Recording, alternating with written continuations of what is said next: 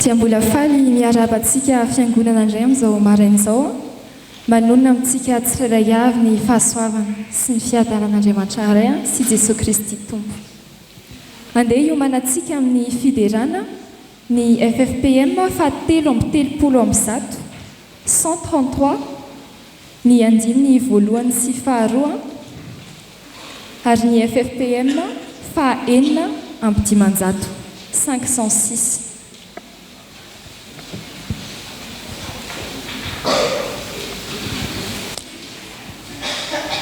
Iompana amin'ny Efesiana toko faharoa ny fiderantsika amin'izao marain'izao ry havana. Ary ny fahamarinana ho singantsika manokana izay tena maneho an'izany hoe herin'ny fitsanganan'ny tompo izany dia hita eo amin'ny andininy fahaefatra ka hatramin'ny andininy fahaenina. Amin'ny anaran'i Jesosy manao hoe fa Andriamanitra izay manan-karena amin'ny famindram-po noho ny halehiben'ny fitiavany izay nitiavany antsika na dia fony mbola maty ny fahadisoana azy isika dia nahavelona antsika niaraka tamin'i Kristy fahasoavana ny namonjena anareo ary niara-natsangana isika ka niara-napetrany any an-danitra ao amin'ny Kristy Jesosy. Amen. Eo amin'io andin'ny fahaenina io ry havana no fahamarinana andeha hiderantsika ny tompo ary niara-natsangana isika ka niara-napetrany any an-danitra ao amin'ny Kristy Jesosy. Izany no tsy haivo olona efa napetraka any an-danitra miaraka amin'ny Kristy Jesosy isika. Miombon-kevitra ny mpandinika hoe raha misy matoan-teny amitinana ny afatry ny apôstôly Paoly ho an'ny Efesiana dia hoe mipetraka, mandeha ary mifahatra. Mipetraka, mandeha ary mifahatra.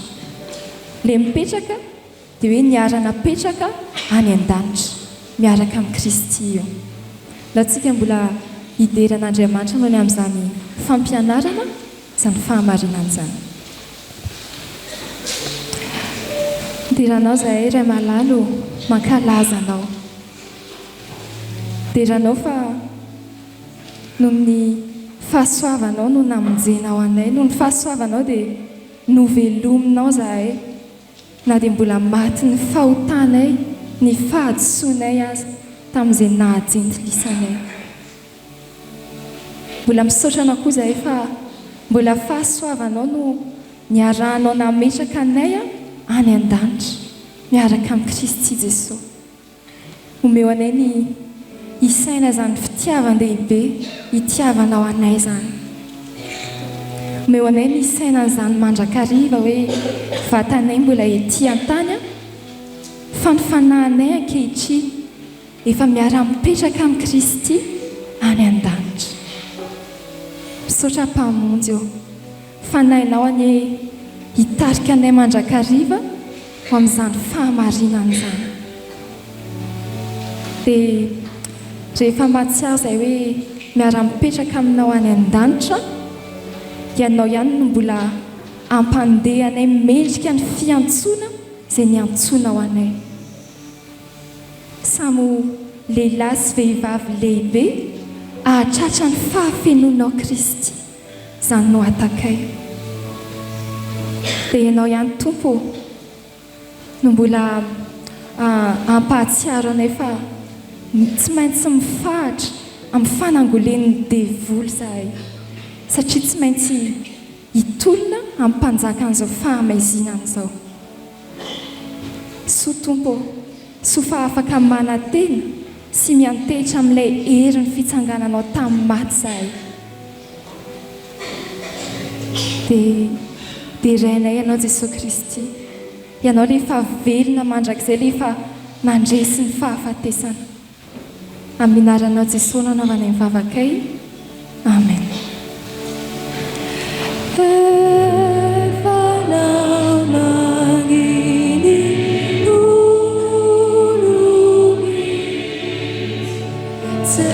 Jesus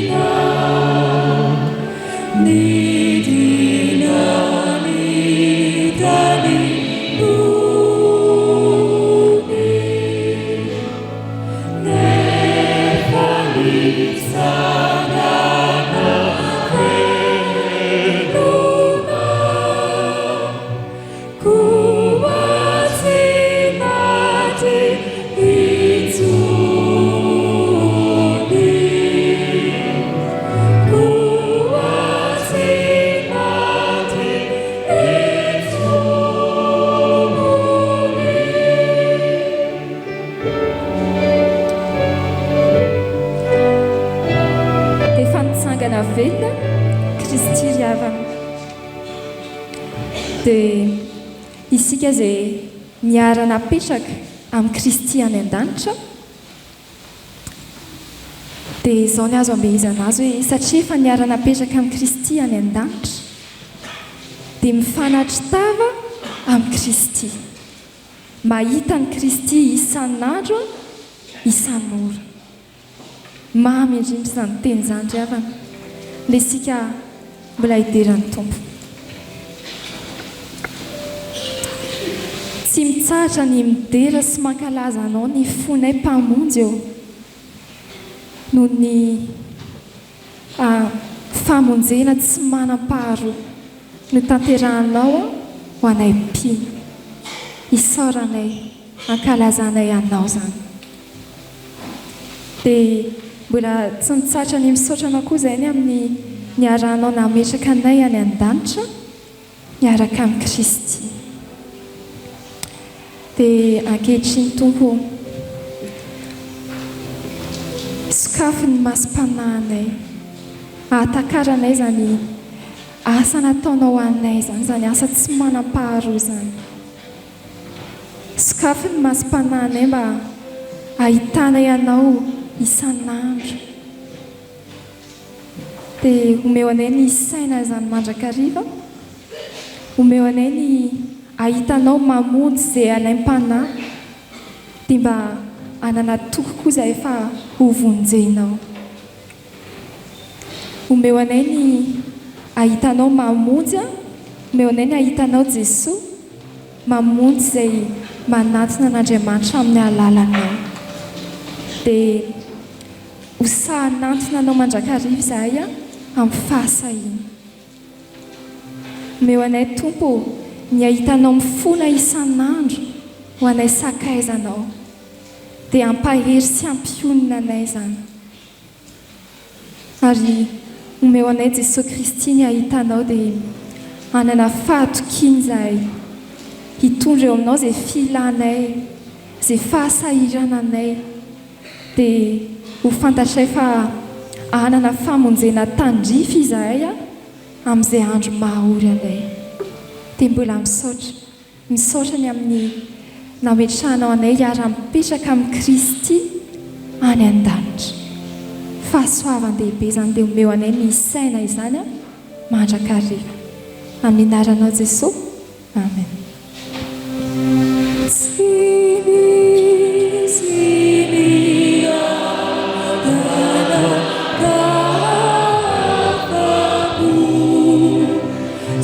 Oh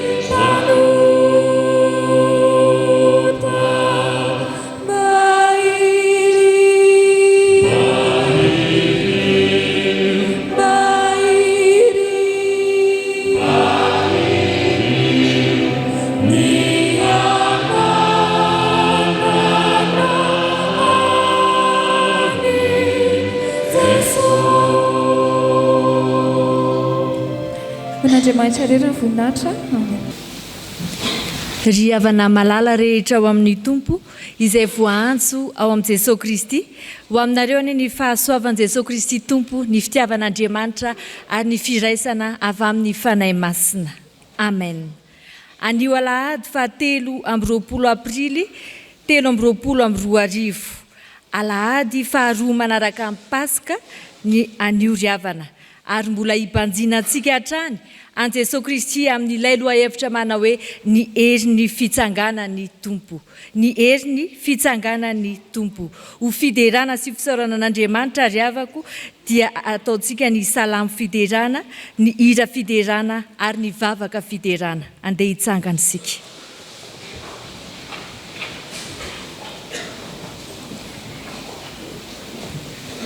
Isika hiara hideran'Andriamanitra manao hoe ampahatsiaro ny asanao Jehovah aho, fa tahatsiaro ny fahagagana nataonao fony taloha.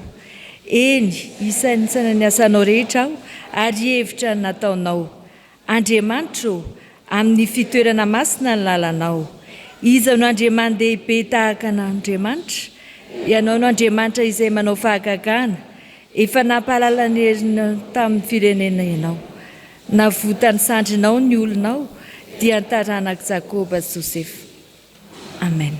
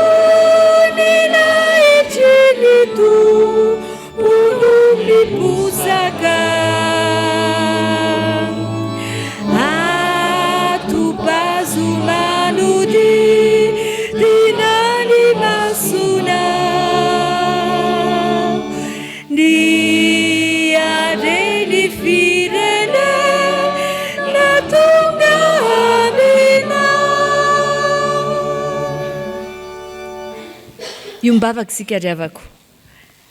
Andriamanitra, midera sy misaotra anao izahay raha mbola nahatratra izao andro voalohany amin'ny herinandro izao. Mankalaza anao izahay fiangonana rehetra satria Andriamanitra manatrika anay isan'andro ianao ary ny herinao dia tsy resiny izao tontolo izao. Midera anao izahay Andriamanitra noho ny amin'ny Jesosy Kristy zanakao lahatokana dia ilay nandresy ny endrim-pahafatesana rehetra araka ny voasoratra hoe fa izy tsy mba Andriamanitry ny maty fa ny velona, fa velona ho an'Andriamanitra avokoa izy rehetra.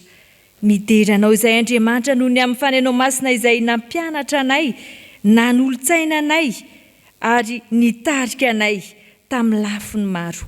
Ankehitriny dia tianay no tonga tafaray marina aminao ka andrenesanay marina ny herin'ny fitsanganan'ny Tompo ka ho tsapanay tokoa ny fiovam-piainana amin'ny lalan'ny finoana n'ilay nitsangana tamin'ny maty. Dia ilay Jesosy Kristy zanakao koa mangataka aminao ary izahay hatreo tario ankasitrao izao fanompoam-pivavahana ataonay amin'ny anaran'i Jesosy Kristy izao. Amen. Tonga amin'ny fotoana ho an'ny ankizy tanora isika riavako andeha hitsangana ny ankizy tanora rehetra.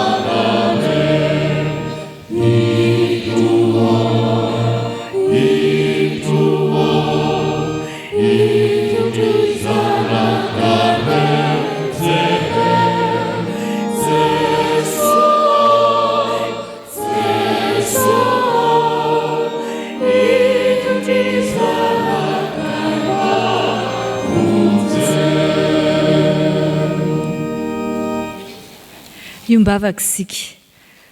Misaotra anao izay ry Tompo tianay fa tsy nataonao diso anjara ho amin'ny teninao indray ny ankizy tanora. Irinay Andriamanitra ho mifanainao masina hanazava anay tsirairay avy mba hanananay fahavelomana ao amin'ny Jesosy Kristy zanakao. Amen. Petraka isika ry ankizy tanora. Ny tenin'Andriamanitra angalana ny afatra amin'ny tian'io ity indray dia araka izay hita ao amin'ny Efesianina 2 ny 1 tapany 1. Efesianina 2 ny 1 tapany 1. Rehefa niara-nahita isika ry ankizy tanora dia andenge iarahantsika mamaky amin'ny anaran'i Jesosy. Ary ianareo dia efa novelominy. Amen. Ary ianareo dia efa novelominy. Isika tsirairay avy reto ry ankizy tanora dia samy novelomin'Andriamanitra avokoa tamin'ny alalan'i Jesosy Kristy. Ny finoanan'i Jesosy Kristy no mahatonga antsika ho velona indray.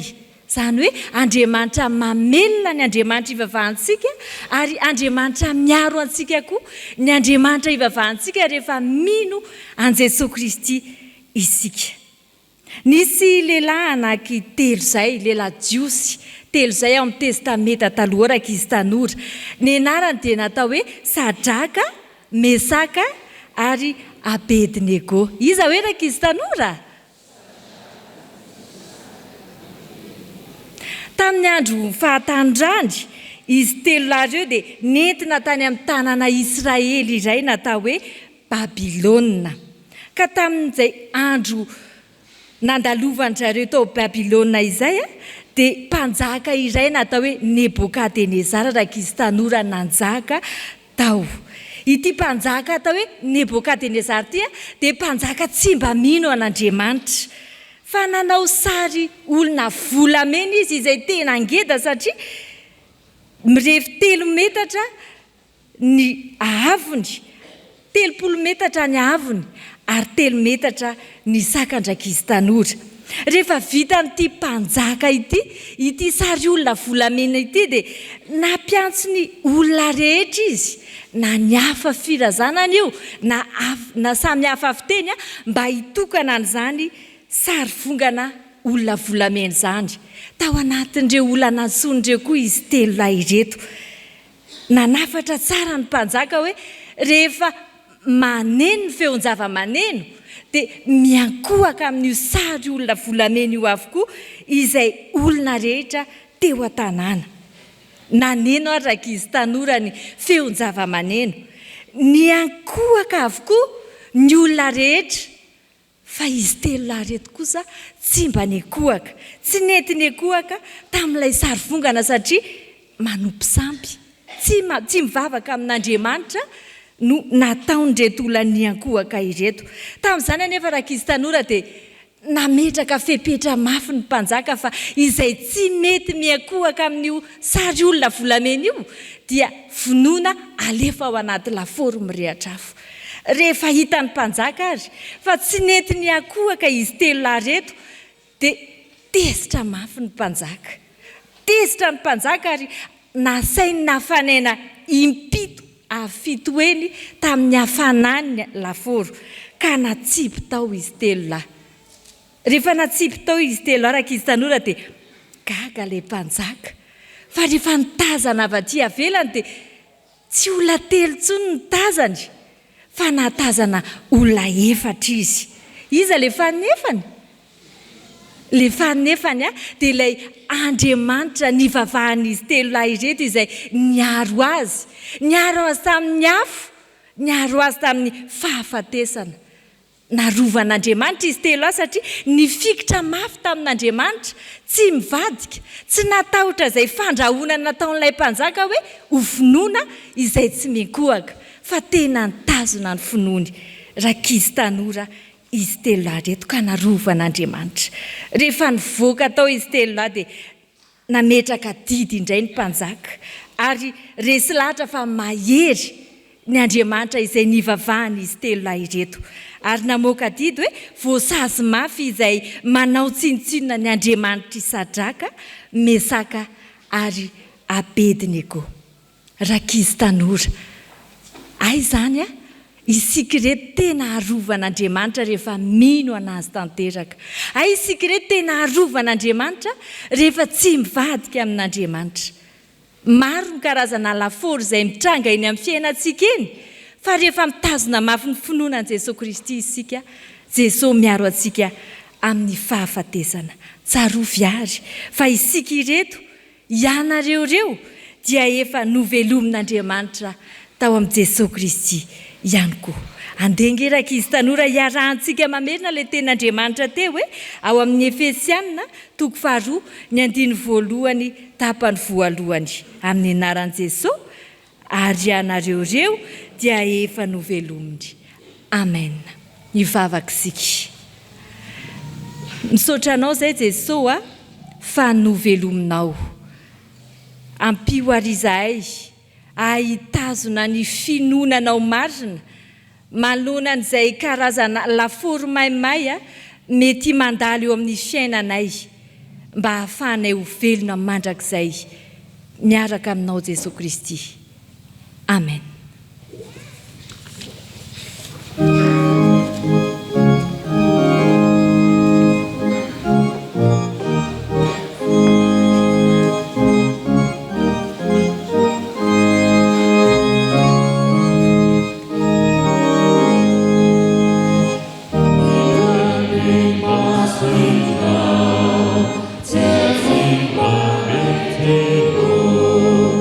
Desire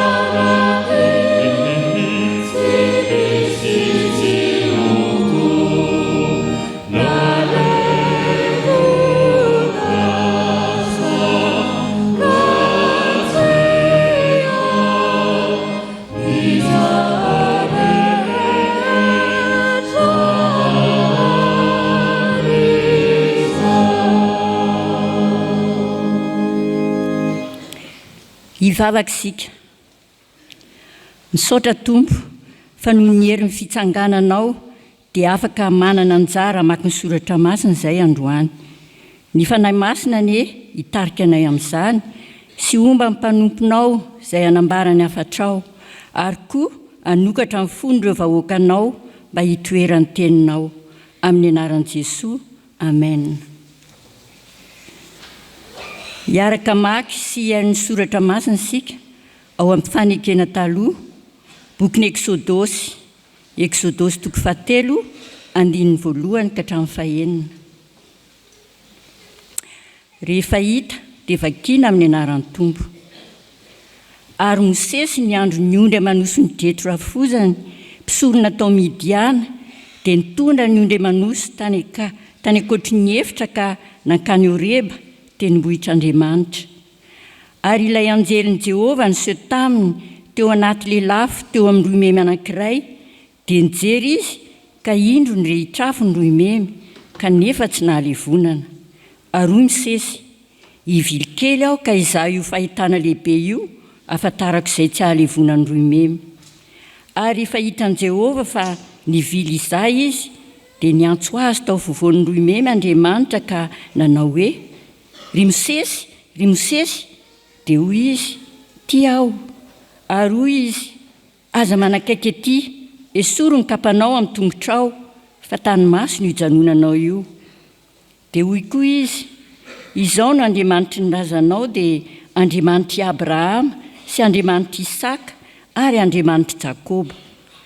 Dia nisarotavo Mosesy fa natahotra hijeren'Andriamanitra izy.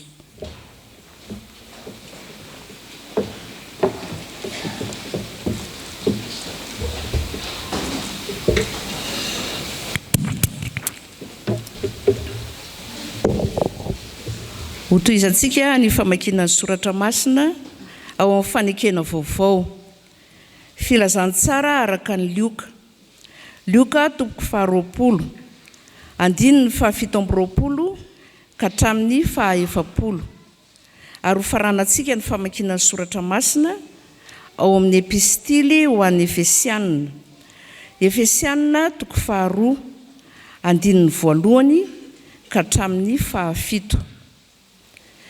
Rehefa hita dia ho vakiana amin'ny anaran'ny Tompo. Ary ny sasany tamin'ny Sadoseo izay nilaza fa tsy misy fitsangana amin'ny maty dia nanatona ka nanontany azy hoe, mpampianatra ô, Mosesy nanoratra ho antsika hoe raha misy manandrahalahy maty momba ka mbola velona ny vadiny maty dia aoka ny rahalahiny apakatra ny rahavehivavy ka hiteraka melomason'ny rahalahiny. Koa nisy 7 rahalahy ary ny zokony napakabady dia maty momba, ary ny 2 sy ny 3 koa napakatra azy. Ary tahaka izany avokoa no nataon'izy 7 rahalahy nefa maty momba avokoa izy. Ary farany dia maty koa rahavehivavy.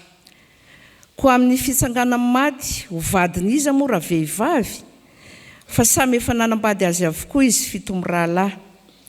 Ary Jesosy nanao taminy hoe, ny zanako izao fiainana izao dia mampakabady sady avoaka ampakarina, fa izay atao mendrika azy izany fiainana izany sy ny fitsanganana amin'ny maty kosa dia tsy mba mampakabady na avoaka ampakarina. Ary tsy mety maty intsony izy fa mitovy amin'ny anjely sady zanak'Andriamanitra, satria zanaky ny fitsanganana amin'ny maty. Ary Mosesy aza nanambara teo amin'ilay teny milaza ny 2 fa hatsangana ny maty. Raha nilazan'i Jehovah hoe Andriamanitry Abrahama sy Andriamanitry Isaka ary Andriamanitry Jakoba. Fa izy tsy mba Andriamanitry ny maty fa ny velona, fa velona ho an'Andriamanitra avokoa izy rehetra. Ary ny mpanoradalàna sasany namalika nanao hoe, mpampianatra, marina izay nolazainao, fa tsy nisy saina anontany azy intsony ireo. Ary ianareo dia efa novelominy fony mbola maty ny fahadisoanareo sy ny fahotanareo izay nalehanareo fahiny araka ny fomba n'izao tontolo izao, araka ny mpanapaka ny fanjakana eny amin'ny rivotra dia ny fanahy izay miasa ankehitriny ao anatin'ny zanaky ny tsy fanarahana. Teo amin'ireo no nitondrantsika rehetra tena koa fahiny tamin'ny filan'ny nofontsika, ka nanaovantsika ny daniny nofo sy ny saina, ary araka ny toetsika, dia zanaky ny fahatezerana toy ny sasany koa isika. Fa Andriamanitra izay manan-karena amin'ny famindram-po noho ny alehiben'ny fitiavany izay nitiavany antsika, na dia fony mbola maty ny fahadisoana aza isika, dia nahavelona antsika niaraka tamin'i Kristy. Fahasoavana ny namonjena anareo, ary niarana tsangana isika ka niarana petrany any an-danitra ao amin'i Kristy Jesosy, mba asehony amin'ny andro ho avy ny haben'ny haren'ny fahasoavany amin'ny fahamoram-panahiny amintsika ao amin'i Kristy Jesosy. Amen.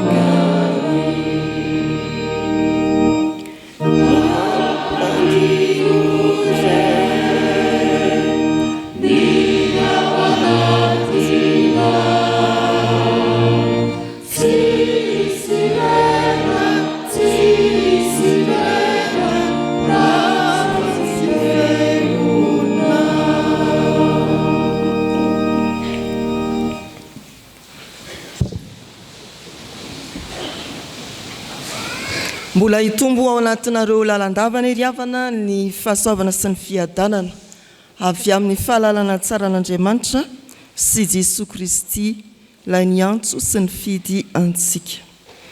Exodosy 3:1 hatramin'ny 5 ary hiarantsika amin'izao afatra Andriamanitra izao ny andininy voalohany ihany. Exodosy 3:1 ny andininy voalohany. Ndeha isika rehetra maka izany amin'ny anaran'ny Tompo manao hoe: ary Mosesy niandry ny ondry amanosiny Jetro rafozany mpisorona tao Midiana, dia nitondra ny ondry amanosy tany ankoatry ny efitra ka niankany Horeba tendrombohitr'Andriamanitra. Amen. Dia ny fanahin'ny Tompo izay efa hanomba antsika hatrany am-piandohana hiaraka amintsika amin'izao fotoana ny toriteny izao ry havana. Manangana olona nompo azy ny Tompo. Lay Andriamanitra naneho ny heriny tamin'ny fitsanganan'ny Tompo tamin'ny maty, dia manangana olona hanompo azy amin'ny alalan'ny fitaizana. Ilay Jesosy izay naneho ny heriny tamin'ny fitsanganany tamin'ny maty, dia manangana olona hanompo azy tsy amin'ny alalan'ny fitaizana ihany, fa amin'ny alalan'ny fiantsoana koa. Maro havana ny perikopa izay mitantara fiantsoana mpanompon'Andriamanitra anankiray ao amin'ny Baiboly, ary samy manana ny lanjany azo hitarafana ny halehiben'ny fitiavan'Andriamanitra ny tantarany fiantsoana ireny. Anisan'izany izay Exodosy 3:1 izao mitantara ny antsoan'Andriamanitra ny Mosesy ka nanirahany azy anafaka ny Israely, ny olony. Manangana olona hanompo azy Andriamanitra amin'ny alalan'ny fitaizana. Mosesy anarana fantadazy zany raha eo amin'ny setry ny fivavahana na ny jiosy na ny kristianina na ny silamo. Mosesy rehefa jerentsika dia nandalo karazana fitaizana, dingam-pitaizana samihafa vao afanantanteraka ny fanafana ny zanak'Israely avy any Egypta hitondra azy ho any Kanana. Manefy olona, mitaiza olona, manangana olona hanompo azy Andriamanitra amin'ny alalan'ny fitaizana. Zany fitaizana ny Mosesy zany ravana dia hitantsika ao amin'ny asany apôstôly 7 manomboka ny 9 hatrany amin'ny 9 tsy hita mivantana tao amin'ny bokin'ny Exodosy fa ampianarana soratra masina antsika ny hoe nanahoana moa ny dingam-pitaizana ny Mosesy na hatongavany amin'ny fitariana ny zanak'Israely niala avy any Egypta ho amin'ny tany Kanana. Ao amin'ny asan'ny apôstôly 7:20 dia voalaza ny soratra masina fa 3 volana ihany i Mosesy no teo anatrehany ray aman-dreniny. Rehefa raikitra ny fanenjehana ireo zazalahy rehetra dia voaterina lefa andakana vita zozoro i Mosesy ary dia ny zanaka vavin'ny Farao no nandray azy nagaga dia ny reniny ihany no nalaina hitaiza azy. Fandaminan'Andriamanitra, fitaizan'Andriamanitra, fandarana tsy takatry ny saina zany. 40 taona Mosesy no notezainy mpanjaka Egyptianina antsoina amin'ny anarany imbonana hoe Farao ao amin'ny asan'ny apôstôly 7:17 nanovo fahalalana, fahaizana araka ny fampianarany Egyptianina. Raha amin'izao vanim-potoana izao dia fampianarana eny anivon'ny fiarahamonina, fampianarana eo anivon'izao tontolo izao, fampianarana ankapobeny, ny fahendrena, ny filozofia, ny fombafomba Egyptianina rehetra. Fa 40 taona taorianany indray dia nitaizain'Andriamanitra tany anefitra manomboka eto amin'ny 7 izay voalaza teo ny 9 tany anefitra i Mosesy nomeny ny fahendreny, nampahereziny ary tena hoe nanomboka ny abidian'ny sekolin'Andriamanitra tany anefitra izy ary 40 taona. 4 taona izay 3 volana dia 40 taona dia 40 taona 40 taona izay. Tapitra eo 40 taona io dia tonga ny antson'Andriamanitra ka mandiny 40 taona manaraka izy eo ampitariana ny zanak'Israely nivoaka avy any Egypta mamakivaky ny tany efitra hatreo amorony Tsodrano, onony Tsodrano. Izany ilay fitaizan'Andriamanitra olona anankiray ananganany azy hanompo an'Andriamanitra. Misy dingana tahaka izany ry havana. Rehefa manefy olona Andriamanitra dia manefy olona araka ny fombany, araka ny tanjona izay tiany ilana azy. Tian'Andriamanitra atao inona ilay olona anankiray, misy dingana fitaizana tena ataon'Andriamanitra tsy takatry ny saina, misy fanefena tena tsy takatry ny saina, tsy azony olombelona eritreretina, efa voalahatr'Andriamanitra.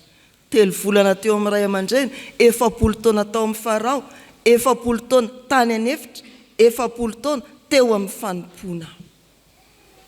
Tsy misy izay atao hoe mpanompon'Andriamanitra ka tsy nandalo dingam-pitaizana ho tonga amin'ny fanompoana izay sitrak'Andriamanitra apetraka aminy. Ndeha handray ohatra isika sady ho lesona ho antsika zany. Zany Eli izay nantsoin'Andriamanitra dia nandalo dingam-piainana be dia be, izany hoe Eli sy ny mpaminany baly tsy mora hoe izy rery ny tavela eo fa tsy maintsy hifanandrina amin'ny mpaminany baly izy aneo ny herin'Andriamanitra. Izany izy kivy dia nandositra tany Kerita fa tany izy mbola nanirahan'Andriamanitra goaika antera-tsakafo ilazana hoe mihinana fa mbola lavitra ny eleanao, tsy ilaina mijanonjanona, andao andeha fa mbola ilain'Andriamanitra ianao. Zandry Ezekela teo amin'ny Kebara efa kivy sy ketraka fa ampahirezana indray anehoan'Andriamanitra ny voninahiny amin'ny fananganan'ireo taolamaina. Zandry Paoly mitety ny ranomasina mandeha mitoriteny voataizan'Andriamanitra amin'ireo sedra be deaibe fa tonga olo malaza ny fitoriana ny filazantsara. Zandry Jaona tao amin'ny nosy Patmo sesitany fa nisehoan'Andriamanitra tany ampitokanana tsesitany tany mba hanoratra ny boky ny Apokalipsia. Andriamanitra dia mitaiza olona mametraka azy amin'ny dingam-pitaizana mba hanangana olona hanompo azy. Dia ho lazaina indray ve zany Jesosy Kristy 30 taona no tezaindray aman-dreniny natao batisa nianatra teo anatrehan'ny raby zay vao niasa ary 3 taona monja ny asany tety amin'izao tontolo izao fa vita ny famonjena n'izao tontolo izao. Izany lay Andriamanitra manangana olona hanompo azy ka mitaiza mitondra azy amin'ny dingam-pitaizana samihafa tahaka ny an'i Mosesy. Ry havana malala tamin'ity herinandro ity dia retsika izany anarana hoe Laura Rasoanay vizany tsy nandrehan'izany ary nareo tena tsy tia judo mihitsy a.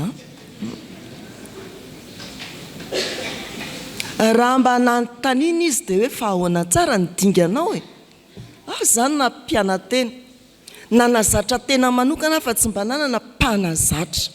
Inareo zao dia motony ao an-tsainareo raha vao miteny an'izany olo izany, tsy izay. Fa dingana tsy mora. Impiry isan'andro ianao no manao fanazara-tena, intelo isan'andro, inona no nafoiny tao, fianarana ozy izy ohatrany tsy dia vita loatra. Dia raha mbola anontaniana impiry ny tsingidiny ianao, kito. Intelo manao fanazara-tena, impiry mitsingidina ao anatin'ilay fanazara-tena. Fa izany ny dingam-pitaizan'ny olona tonga amin'ny sehatra iraisam-pirenena fifananana raha-panatanjahantena. Ho an'i Mosesy 40 taona intelo dingana samy sarotra avokoa na dia tao andapany Farao azy. Ry havana malala rehetra ao amin'ny tompo ny antsonanao dia ny hoe tia nangana anao hanompo azy Andriamanitra, tsy hoe manana hery amin'ny fitsanganana amin'ny maty fotsiny tompo ka manangana antsika efa nanangana antsika nahateo fa manangana antsika hanompo azy koa Andriamanitra. Tena efa niditra teo amin'ny abidian'ny sekolin'Andriamanitra ve ianao? Miomana marina hanompo an'Andriamanitra ve ianao? Tsy hoe anao dekona na mpitoriteny na katekista na mpiandra na mpitandrina na misionera na mpanolo-tsaina na mpiandraikitra sekoly Alahady na mpiandraikitra Sampaty, Rantsana Fanantenana ihany fa eo amin'ny fanomponan'ny tompo. Tena tsaronao ve fa tafiditra ao anatin'ny sekolin'Andriamanitra ianao ary te hanangana anao hanompo azy Andriamanitra tanaka ny nananganany any Mosesy. Azavariana amin'ny fangalana izay mety hoe mari-pahaizana eny amin'ny fianarana ankapobeny fa izay nanorana tena aty amin'ny fiangonana dia midira koa amin'ny sekolin'Andriamanitra, mety ho sekoly Paorina, mety ho sekoly Ara-tsoratra Masina, dingana fitaizan'Andriamanitra anao ekeo mba hananganana anao ho mpanompony. Havitanao be lavitra noho ny vitandry Mosesy, noho ny vitandry Eli, noho ny vitandry Ezekely, hanefanao be lavitra eo amin'ny fitoriana noho ny vitany Paoly apôstôly. Hoy Jesoa, izay mino ahy ny asa ataoko no ataony koa, ary anao asa lehibe noho izany azy izy. Raha mety ianao midira ho taizan'Andriamanitra, ananganana anao ho mpanompon'Andriamanitra. Ny faharoa ry havana dia Andriamanitra manangana olona hanompo azy amin'ny alalan'ny fiantsoana. Ilay andininy voalohany teo dia efa manan-karena raha resaka fiantsoan'Andriamanitra. Mosesy niandry ny ondry ny Jetro raha fozany dia nitondra ny ondry tany ambadiky ny efitra any amin'ny tendrombohitra Horeba, tendrombohitr'Andriamanitra. Inona no hevitra zany? Vavahantsika teo ny Mosesy sy ny fitaizana azy teo anatrehan'Andriamanitra, ananganana azy ho mpanompon'Andriamanitra. Eto amin'ity andininy voalohany ity, ny teny hoe Mosesy niandry ondry ny rafozany tao ambadiky ny efitra, dia milaza fahafoizana be dia be, fidirana amin'ny fanetretena lalina ary fanafoanana ny maizy azy ny tena mihitsy, fidirana amin'ny klasin'ny farahidiny. Ao amin'ny Genesis 19:7-telopolo ry havana dia misy filazana fa tena zava-maharikoriko ny Egyptianina zany atao hoe mpiandry ondry, ary ny asa mpiandrasan'ondry dia zava-mahamenatra amin'ny fanjakana Egyptianina. Genesis 9:7-telopolo. Ary saintsany tsara zany hoe Mosesy avy ao amin'ny lapany Farao 40 taona dia nidina nakany Midianina, mbola hafa koa zay, nidina nakany Midianina ary nanambady Medianita, dia niandry ny ondry rafozany. Tena zero mihitsy ny zany le Mosesy, tsy nanana ondrina ihany fa ondrin-drafozany endrasana. Avy any an-dapa misy ny rehetra, tanapolo, dia miandry ny ondry rafozany. Raha ny Egyptianina saron'izao tontolo izao no mijery dia ny hoe tena fadiran'ova no Mosesy. Hoy ny filaza hoe totombitana naninona koa ty rangaty. 40 taona tany an-dapa miandry ondry rafozana sisa, fa izay fahafoanany tenan'izay dia tena endriky ny fiantsoan'Andriamanitra. Tsy avelan'Andriamanitra isarangotra amin'ny zavatra efa misy, ny zavatry ny tany ny olombo antsony, fa foanan'Andriamanitra ny momba azy rehetra, na voninahitra na laza, na fananana na inona na inona. Avelan'Andriamanitra andeha amin'ny finoana eo ampamaliana ny antsony. Any ankotry ny efitra, tsy hoe eo amin'ny efitra fa mbola any ambadiky ny efitra. Ny efitra dia le tany tsisy ninona foana, tsisy ninona, tsisy afa-tsy Andriamanitra. Ary izay ilay fiantsoan'Andriamanitra, ianao sy Andriamanitra sisa miaona. Ianao sy Andriamanitra no mifanatrika, ianao sy ny mombanao eo anatrehan'Andriamanitra, ianao ilay tsinotsinona eo amin'ny fiarahamonina, ianao sy Andriamanitra sisa mifanatrika. Izay ilay fiantsoana. Manangana olona hanompo azy Andriamanitra amin'ny alalan'ny fiantsoana. Ny ohatra hafa, ireo mpanarato, navelany ny aratony, dia nanaiky anaraka an Jesoa izy, hatao mpanaratolona. I Levi na i Matio navelany teo ny biraony amin'ny famoriketra, nanaiky anaraka an Jesoa izy. Zandry Paoly ihany averina indray ao amin'ny Filipiana 4:15 milazany hoe ataoko taimboraka ny zavatra rehetra, nataoko fatiantoka ny zavatra rehetra. Miditra fatiantoka mba hanompo an'Andriamanitra. Efa tonga tamin'izany ve ianao? Mampangororo zany. Vitanao ve miala eo amin'ny latabatry ny mpiasam-panjakana zatra mandray kolikoly, amaly ny antson'Andriamanitra,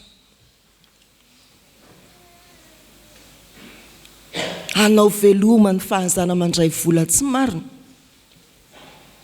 ivelona amin'ny fahamarinana, karamam-panjakana madiodio. Misy zany ry havana, ary ampaherezina izy ireny. Ry havana malala, fa tsy Paoly apôstôly tsy mpanarato ihany, fa Jesosy Kristy koa ao amin'ny Filipianina 2:2 dia lazaina hoe nofoanany ny tenany. Jesosy mihitsy nanafona ny tenany mba ho famalina ny antson'Andriamanitra, nanaiko ho faty teo amin'ny hazo fijaliana, na dia nanana ny endrik'Andriamanitra azy, dia novidiny niaka ny endrik'olombelona. Betsaka tokoa ry havana ny miala amin'ny toerany ary mamaly ny antson'ny tompo, mahafoy ny zavatra rehetra. Fa mbola misy ny fikitra amin'izay mahazatra, toa tsy azo ialana. Dia izany no antoyam-pahatsivana antsika hoe manangana olona nompo azy amin'ny fiantson'Andriamanitra. Miantso, fahafoizan-tena, fanetretena, ary dia ianao anisan'izany. Ho ny tantara ny sekoly protestanta anankiray Ambojatovo avaratra. Rehefa manao fanatanjahantena hono ny mpianatra tamin'izany tany amin'ny taona 1750 tany hoany, dia izao ny hika eo am-pilaharana: olo mahery ny tena ilaina, olo mahay ny tena ndrandraina, fa olona mino no tena tenaina. Aona tsara? Olo mahery ny tena ilaina, olo mahay ny tena ndrandraina, fa olona mino no tena tenaina. Inona moa ianao? Raha matanjaka ka tompon-daka n'izao na izao, inona moa ianao? Raha mahay ka miravaka mari-pahaizana, tsy misy antenena aminao raha tsy mino ianao. Ny olona tena afaka hamaly ny antson'Andriamanitra ry havana dia olona nandalo dinga mpitaizana samihafa tahaka ny Mosesy, ary vonina andeha amin'ny finoana tahaka ny Mosesy ho famaliana ny antson'Andriamanitra. Tia hanangana anao ho mpanompo, feno finoana tena antenain'Andriamanitra. Meteza hiditra ao amin'ny sekolin'Andriamanitra, ary meteza hamaly ny antson'Andriamanitra. Mosesy niandriondry amanosiny Jetro rafozany, mpisorona tao Midiana, dia nitondra ny Indriamosy tany ankoatry ny efitra ka niakany Horeba tendrombohitr'Andriamanitra. Ianao koa ho tahaka ny Mosesy raha mety tezaina sy hamaly ny antson'ny tompo. Ho an'Andriamanitra ny voninahitra. Amen.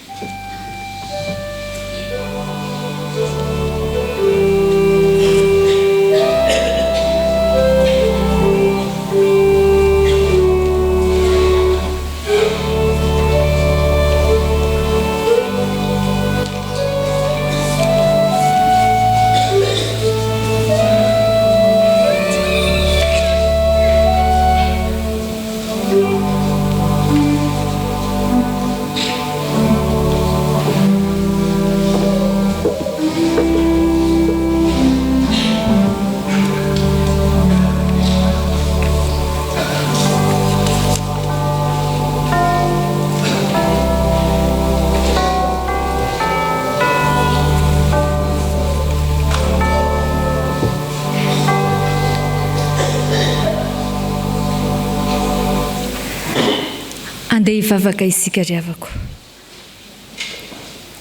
Indre Tompo ny alehibe ny fitiavana ho anay, fa ny hery ny fitsanganan'ny Tompo dia manangana anay ihany koa mba hanompo anao Andriamanitra. Mitaiza anay ianao, manefy anay ianao, mampianatra anay ianao mba hahatonga anay ho mpanompo marina anao tokoa. Amin'ny fomba tsy takatry ny sainay tokoa Andriamanitra, ny fanefehinao anay, fa enao efa nilaza hoe mahalala ny hevitra izay everako anao aho, ny tanjonao dia ny anomponay anao marina. Endre ny fitiavana ho anay Andriamanitra, fa ny herin'ny fitsanganan'ny tompo dia manangana anay indray ihany koa ka miantso anay. Tsy mijery ny farim-panananay ianao, tsy mijery ny mari-pahaizanay ianao, tsy mijery izay mety manodidina anay ianao Andriamanitra, fa miantso anay anyma izy azy anay manontolo, mba hahatonga anay ho mpiasa marina anao sy hahatonga anay ho mpanompo mahatoky ao aminao. Tompo, mandre izany teninao izany izahay. Mahita izany fitiavanao izany izahay dia tena mahatsiaro voatsindrona mafy ny teninao, satria impiry moa izay Andriamanitra no vao miatrika ady mafy, vao miatrika fisedrana mamay amin'ny asa fanompoana dia miembotra sy mahatoy hatramin'ny farany amin'ny fanompoananao. Impiry izay Andriamanitra ho ny kivy, miverin-dalana amin'ny antsonao, satria mahatsapa fangiry firiana eo am-panaovana ny asanao. Tsy mpanompo marina, tsy mpanompo mahajoro marina eo anatrehanao, kanefa ianao mitaiza anay, ianao no mitondra lalana izay manefy anay, ahatonga anay ho mpanompo mijoro tsara eo anatrehanao. Tompo, impiry moa izahay no antsonao nefa kely fanoloran-tena eo anatrehanao. Mety hoe mahita ny fahaizanay izahay dia tsy te hiditra amin'ny asa fanomponao. Mety hoe mahita ny toerana misy anay eny amin'ny sehatry ny fiarahamonina sy ny asanay izahay dia tsy te hanetri-tena anao ny asanao. Fa ianao miantso anay amin'io maha izy azy anay io mihitsy, na manana izahay, na betraikefy izahay, na manam-pahalalana izahay, ninona mety ho toerana misy anay dia izahay io mihitsy no antsonao. Tompo, mamindrafo aminay, mamelany eloko ay tamin'ny tsy fanananay fanatrehan-tena amin'ny antsonao. Tompo, mamindrafo aminay, mamelany eloko ay amin'ny mety izay fanefenao ataonao aminay, nefa nampihemotra anay. Aza manary izay mitalao aminao Andriamanitra, fa indreto izay mibebaka eto anatrehanao. Vonjeo izahay, tena mahantra izahay, ary indreto miverina eo atao am-potitry ny hazo fijalianao. Amen.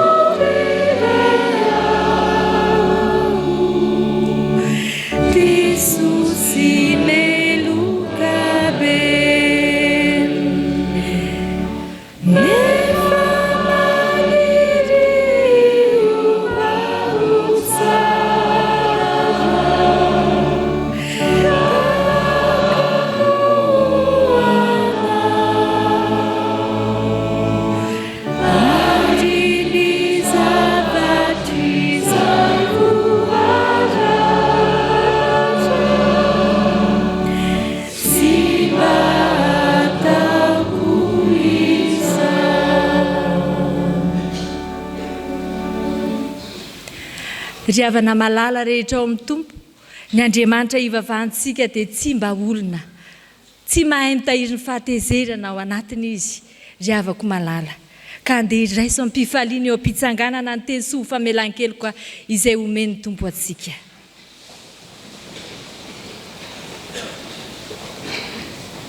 Hoy ny tenin'Andriamanitra fa raha Kristy no mitoetra ao anatinareo na dia maty ihany aza ny tenanareo no ny ota dia fiainana kosa ny fanahy noho ny fahamarinana.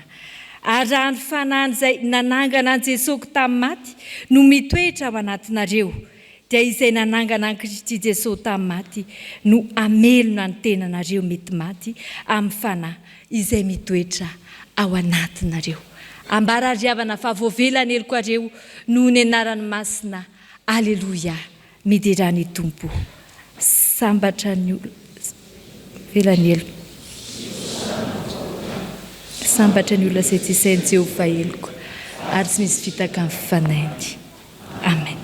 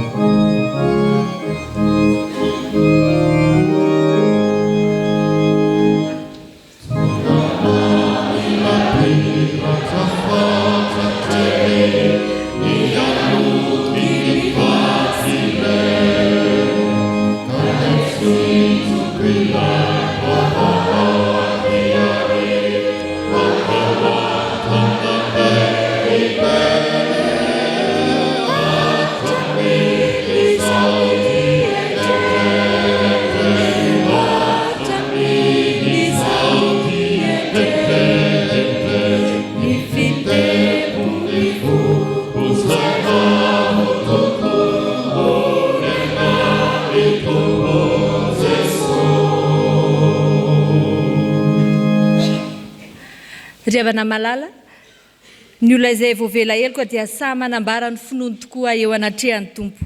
Andeha iarahantsika manambara mamaky ny fanekam-pinoana laharana 7. Mino an'Andriamanitra tsy toa aho, izay mpanao lanitra sy ny tany.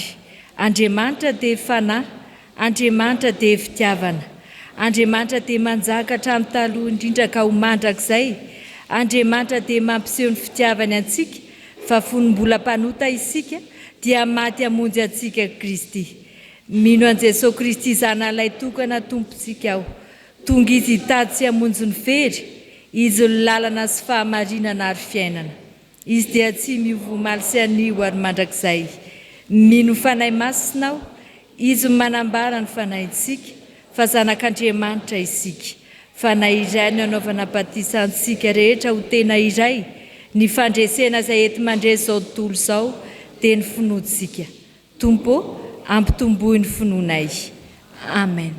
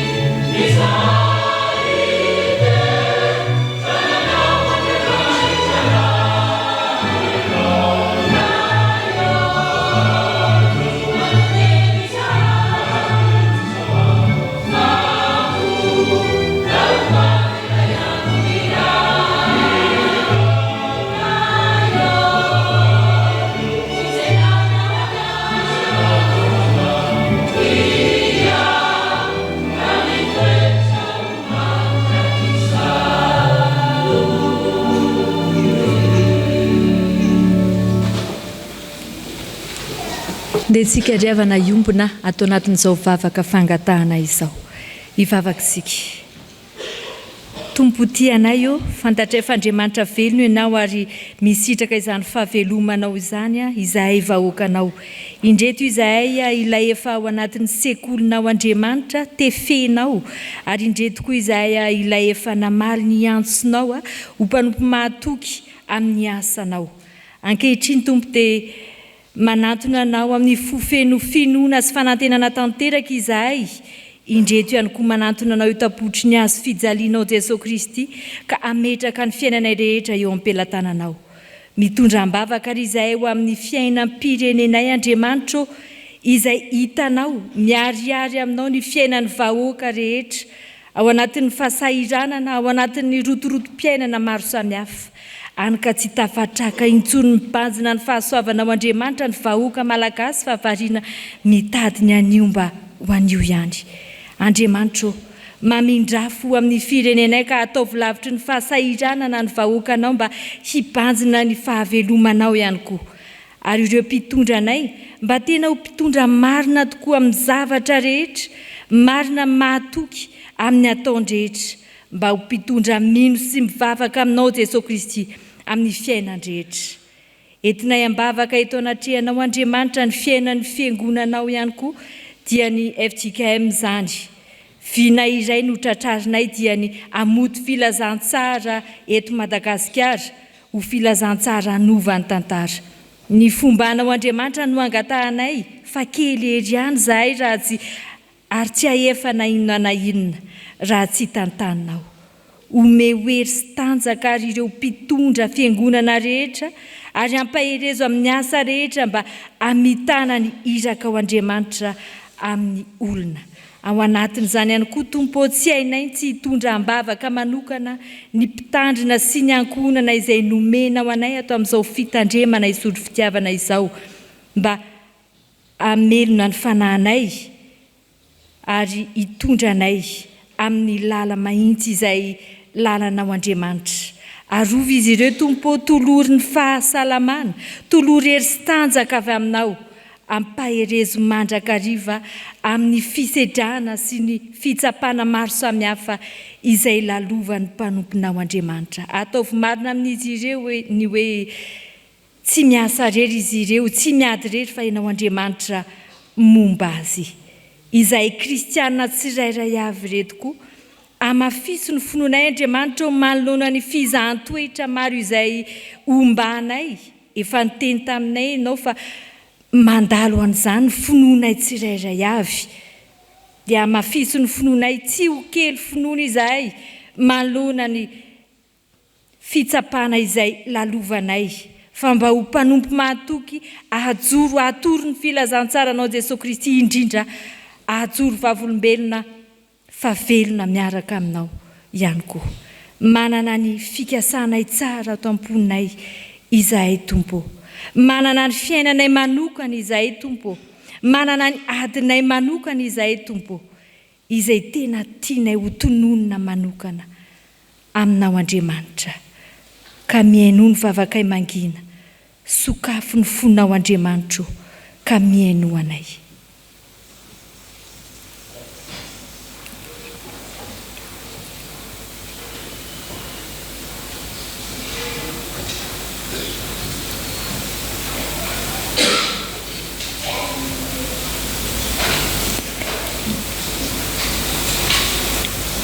Izay vavaka ny ombonanay rehetra teo sy izay notononay mangina teo anatrehanao, dia fantatray fa amaly izy ireny ianao Andriamanitra raha toka sitraponao.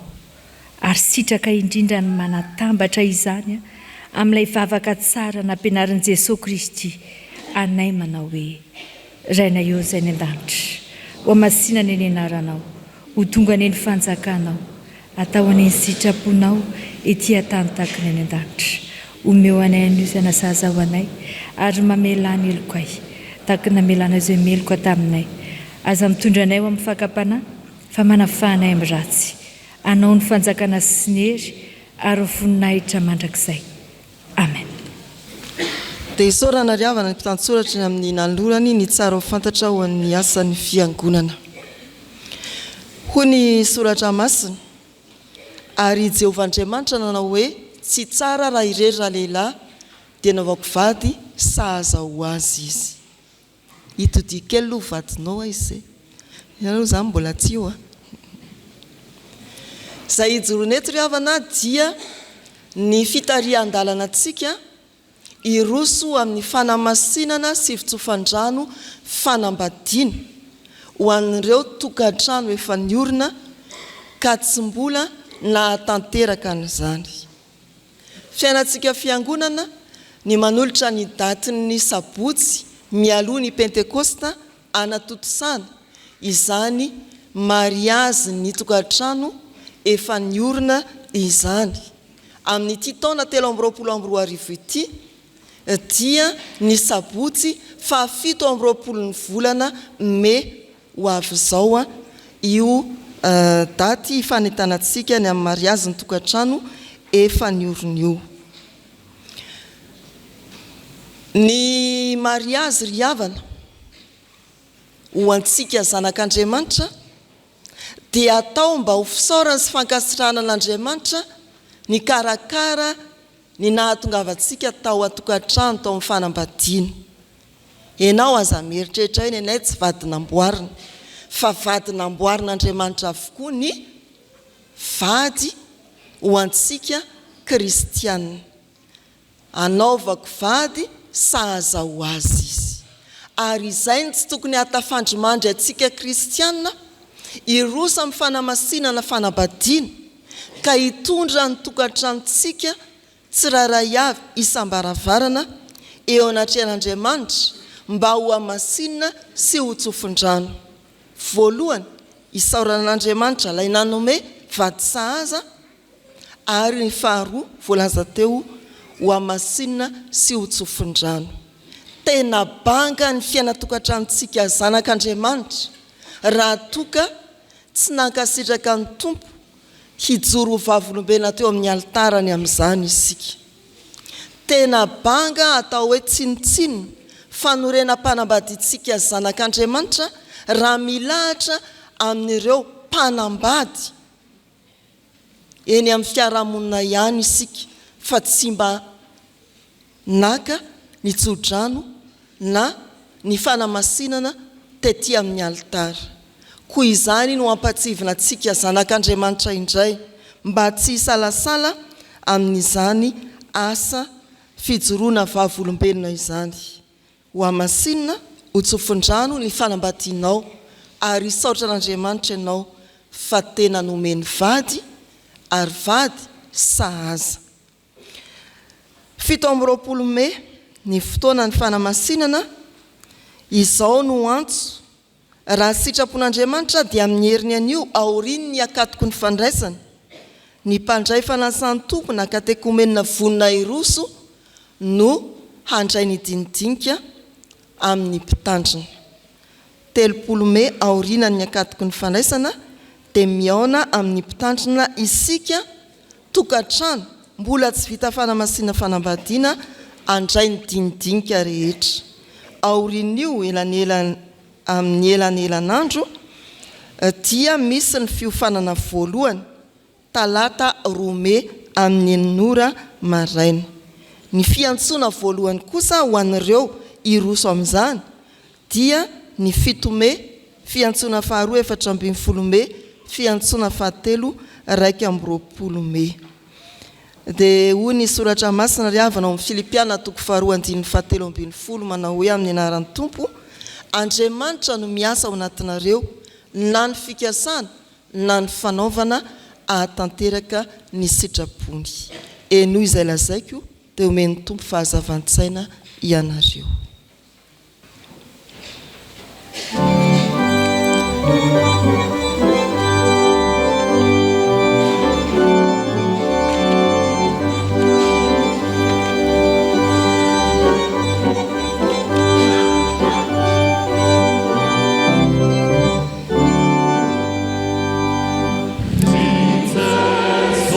Sua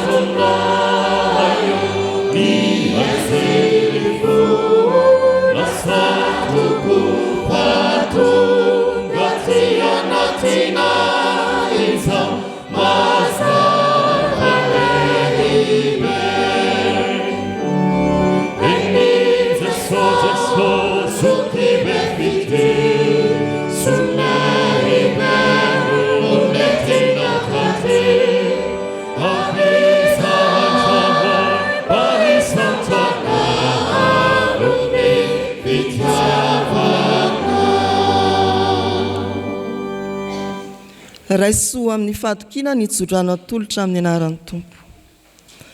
I Jesosy Kristy tompontsika sy Andriamanitra raintsika, izay efa tiantsika ka nanome antsika fampilona mandrakizay sy fanantenana tsara amin'ny fahasoavana, no ampionona ny fonareo ane sy ampahery anareo amin'ny asa sy ny teny tsara rehetra. Amen.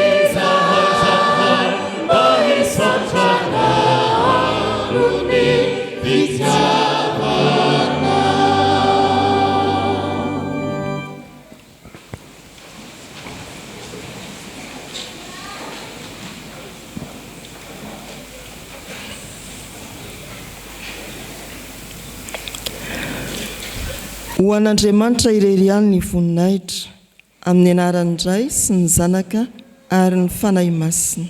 Amen.